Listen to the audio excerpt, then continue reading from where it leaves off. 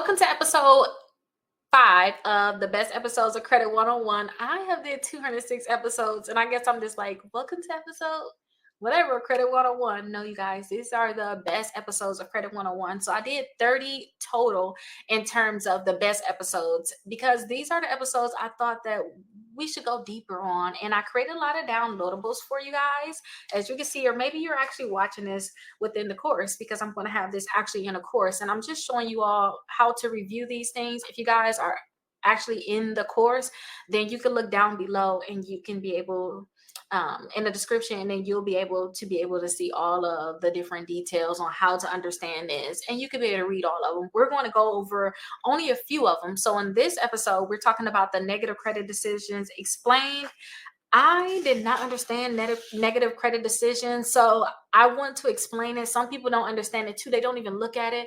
But negative credit decisions is if you apply for a credit card, if they deny you, then they should send you a letter in the mail, or sometimes they'll email it to you and they say, "Hey, we denied. This is your credit score. This is where the bureau we got it from, and we denied you because of these reasons." We're going over those reasons now, so that way when you get that reason, not only am I telling you what the reason is, but I'm telling you how to actually fix it, because you got to fix it. They're going to let you in. They just say, "I don't like you because of that.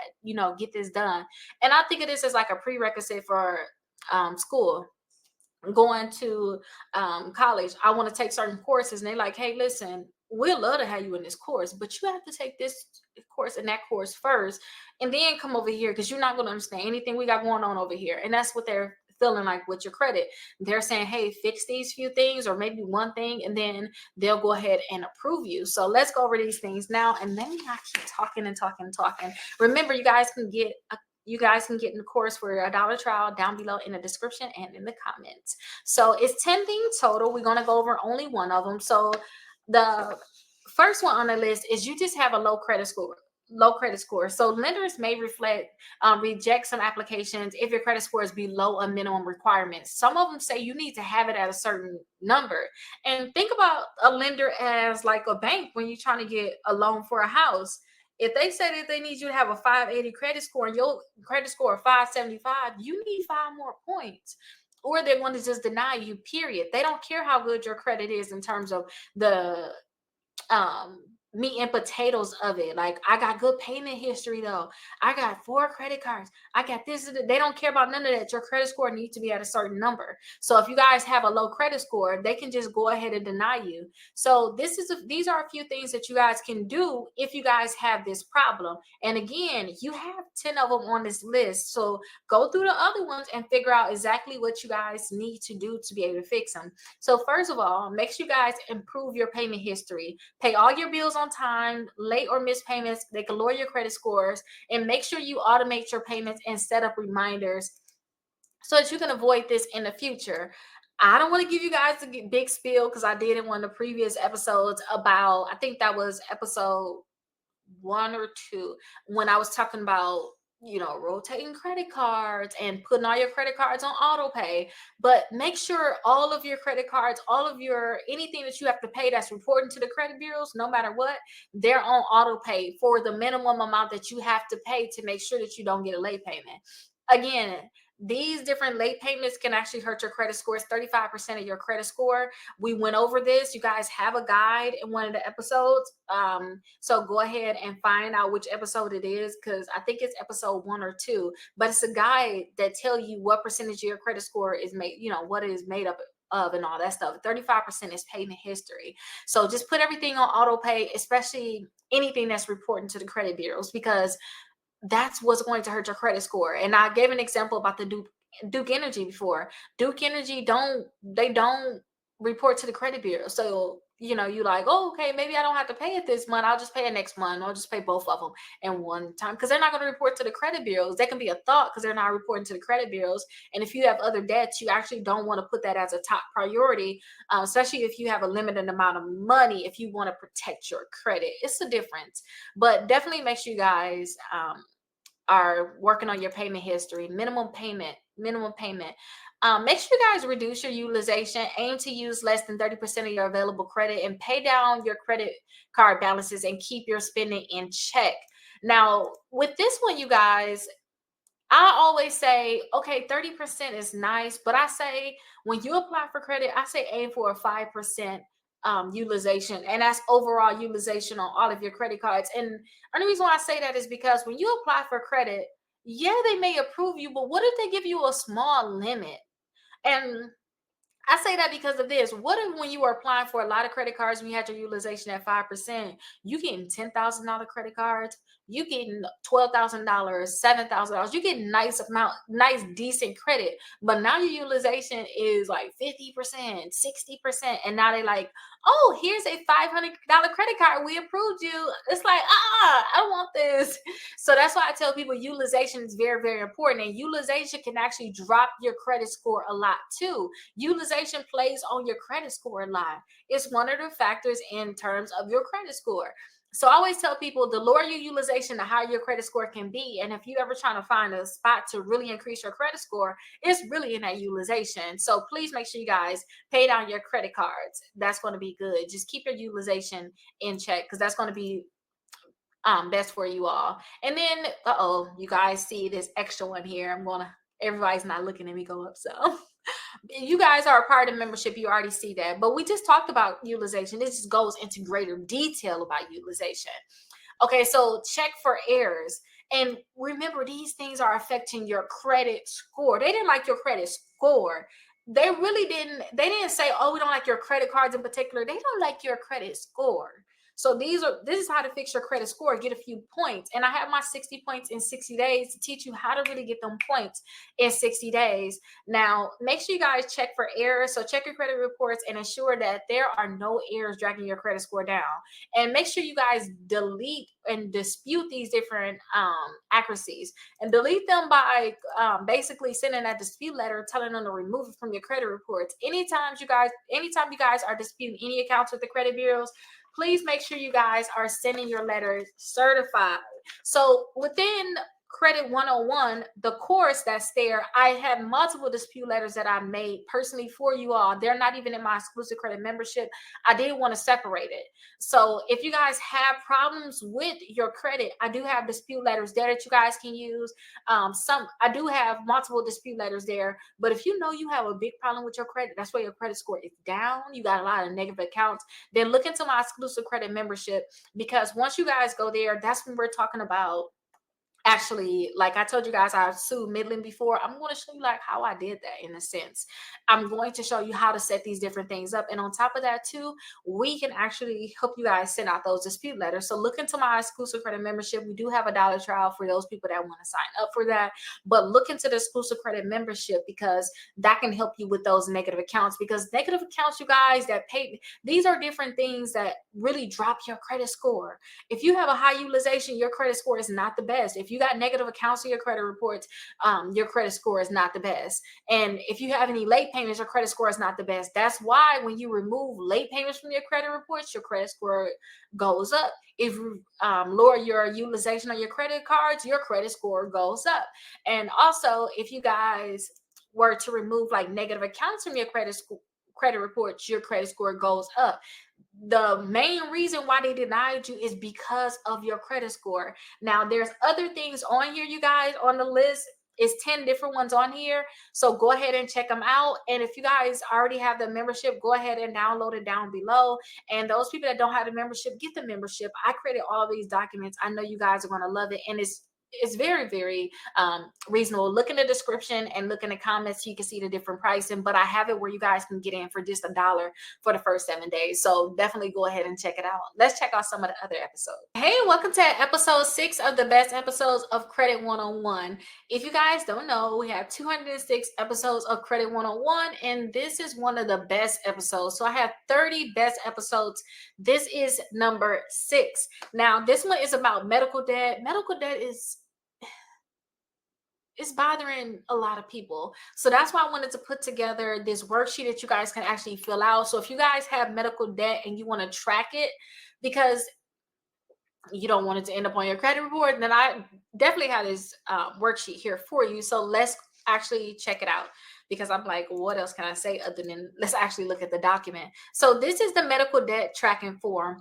If you guys are already in the course, You can download it down below. If you guys do not have access to the course, use my link down below. It's $1 trial to actually get access to this, plus over 40 other downloadable things that you guys can use inside of the course. This is just one of them where we're talking about medical debt. So you're going to use this form to track your medical debts. So if you guys have medical debts, this is going to be perfect for you. You're going to track all your medical debts and then their impact on your credit reports. Keeping track of your medical debts, your payments, or any associated credit report entries would help you stay organized and address your potential issues affecting your credit score. So let's get into it. Let's talk about what you need to actually fill in. So when it comes to all medical debts, I don't care what it is. I really don't want to talk about it.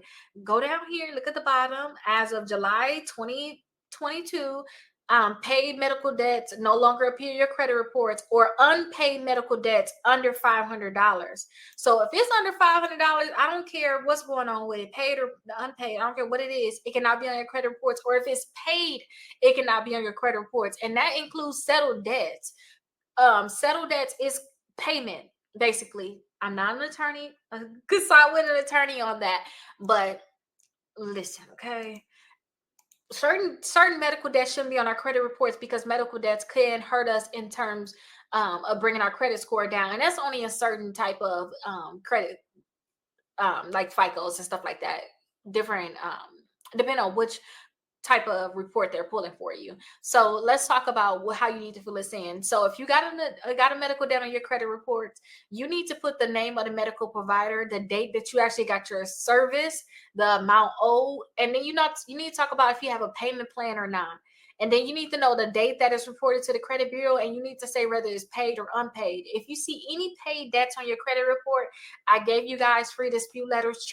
Find out, look through the different episodes, look at the different downloads, and find out which one talk about disputes, because that can be a dispute letter that you guys can send in. And I think that I created a dispute letter for medical debt too. I thought that I did, but if it's paid, dispute it because it shouldn't be on a credit report and tell them to remove it. And then add any type of notes on here. So when I look back on medical debts that I would have had, if it was under $500, again, it can't be on my credit report now as of July 2022. But if it was medical debts on there, depending on who's reporting, honestly, I will always think about just suing the company. That's just what I'm thinking in my head. I will try to figure out what's the name of the collection company, because these medical debts, you guys, they're being reported by collection companies and they have to do certain things. So I would try to see like who's the actual collection company. If it was me, I would send them a validation of debt letter saying, hey, I see this account on my credit report. But I will actually first dispute it with the credit bureaus, because when it comes down to these accounts, you really have to dispute it with the credit bureaus first. So actually send that dispute to the credit bureaus, find that letter, send it to all 3 credit bureaus who's reporting on. Next, tell them, hey, you're reporting these accounts as accurate and these as they're complete. And I haven't seen any type of validation. Ask for validation at that point. Say, hey, I haven't seen any type of validation. I need you to validate this account that's on my credit report. If they fail to send any type of response, I want to talk about just me. If they fail to send me any type of response, then that means that you're not following the rules in terms of reporting accounts on the credit reports and making sure that you guys have accurate and complete information. And they're actually showing that this debt is actually valid too. Because, they could just put anything on your credit report. So I would have that letter to the credit bureaus and a letter to the company. And if they do not respond and they continue to add it to the credit report, I will send more letters to the credit bureaus and also to the companies. And I'll package that thing up and I will file a lawsuit against them about this medical debt. If you guys haven't, this is going to be kind of early, but I am going to talk more about my lawsuit that I had with Midland. I'm going to actually show, because that one I settled, which means Midland, like, okay, we're not gonna say we messed up or not, but what you want, Rickita. Basically, that was a conversation, and we settled. So I'm going to open that up so you guys can see what letters did I send out. How you can see the process of it going through the courts. When did I file stuff? What was my process? I'm going to talk about that. So if you guys know you got medical debts on your credit reports, you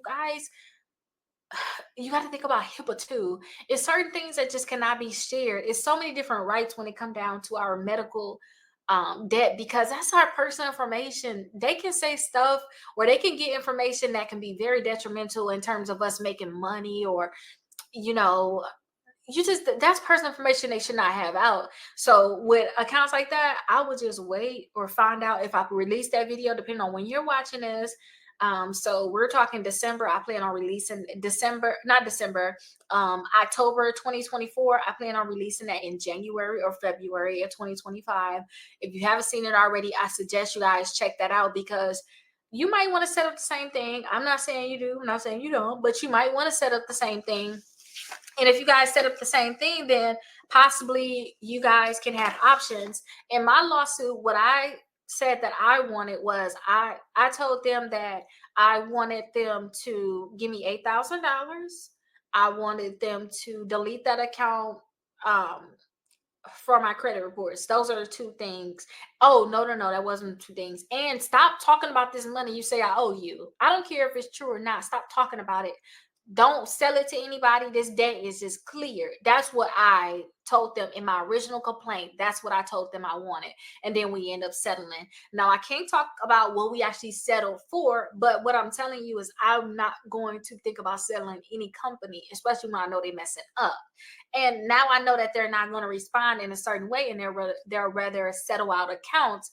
I would rather just go the route of just, sending in dispute letters to the credit bureaus and to the companies, send them all certified, because you guys have to make sure that you're sending certified mail. So I would suggest that you guys send them certified, and then go from there. That's what I would totally suggest for you guys when it come down to this medical debt. But keep track of the medical debt. If you decide that you want to just settle these medical debts that's on your credit reports, then put on here whether you got a payment plan, or ask them to do a pay for the well, you ain't got to ask for pay for deletion no more, because once it's paid, it got to get deleted. You can just let them know, hey, I'm going to pay this certain amount. Let's go ahead and settle it. Say if it's $500, say, hey, can I pay you $250? Can I pay you $260? Or whatever you want to pay them. And then ask them how long is it going to take for them to update it as paid on your credit reports. Because once it's updated as paid, don't forget, any paid medical debt should not be on your credit report. That is a route too. Some people like, I'm not going to go to school around. I'm going to just get them their little money and I'm going to call it a day. If that's you, then give them their little money and call it a day. Okay. But you guys definitely have this inside of the Credit 101 actual membership. If you guys don't have the membership, get the membership. I have it down below for $1. It's a 7-day free trial. And I hope that this is helpful, but I know a lot of this stuff is stuff that when I was going over some of this stuff, I'm like, this is stuff that I used. So like, here you go. Okay. This is what's going to help you get your stuff together. And now I look at it, I see a dispute letter. It's in episode 14. So yeah, here's a dispute letter right here. Say episode 14. Episode 14 have your dispute letter, and it has a validation debt letter and inquiry removal letter. That's in episode 14 of Credit 101. And then I have a guide too, what to do if the credit reporting agency does not respond quick. That's in number 15. So you guys have so much stuff. I would suggest, though, I'm telling y'all, look for January 2025 when I finish open up the full case and tell y'all all the details. Okay. Alrighty. I'll see you guys in the next one. Bye bye.